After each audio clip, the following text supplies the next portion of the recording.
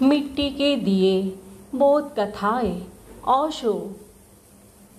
जीवन ही जिसका प्रेम नहीं है, उस जीवन में प्रार्थना असंभव है। मैं परमात्मा की प्रार्थना के लिए तुम्हें मंदिरों में जाते हुए देखता हूँ तो सोचता हूँ कि क्या परमात्मा केवल मंदिरों में ही है?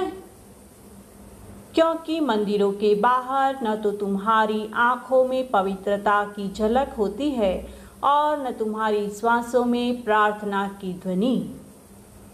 मंदिरों के बाहर तो तुम ठीक वैसे ही होते हो जैसे कि वे लोग जो कि कभी भी मंदिर में नहीं गए हैं। क्या इससे तुम्हारा मंदिरों में जाना व्यर्थ सिद्ध नहीं हो जाता है? क्या यह संभव है कि मंदिर की सीढ़ियों के बाहर तुम कठोर और भीतर करुण हो जाओगे? क्या यह विश्वास योग्य है कि मंदिरों के द्वारों में प्रविष्ट होते ही हिंसक चित्त प्रेम से भर जाते हो? जिन हृदयों में सर्व के प्रति प्रेम नहीं है, उनमें परमात्मा के प्रति प्रार्थनाओं का जन्म ही कैसे हो सकता है? जीवन ही जिसका प्रेम नहीं है, उस जीवन में प्रार्थना असंभव है।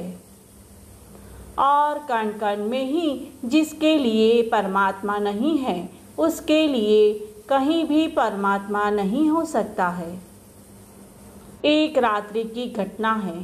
कोई अजनबी यात्री मंदिर में थका मांदा पहुंचा है और सो गया है। उसके अपवित्र पैर पवित्र पत्थर की ओर देखकर पुरोहित क्रोध से भर जाते हैं। वे उसके पैरों को पकड़कर घसीटते हैं और कहते हैं, यह तुमने कैसा अपराध किया? पवित्र पत्थर के मंदिर का अपमान करने का साहस? यह सोने का ढंग है? परमात्मा के मंदिर की ओर पैर तो निश्चय ही कोई नास्तिक ही कर सकता है।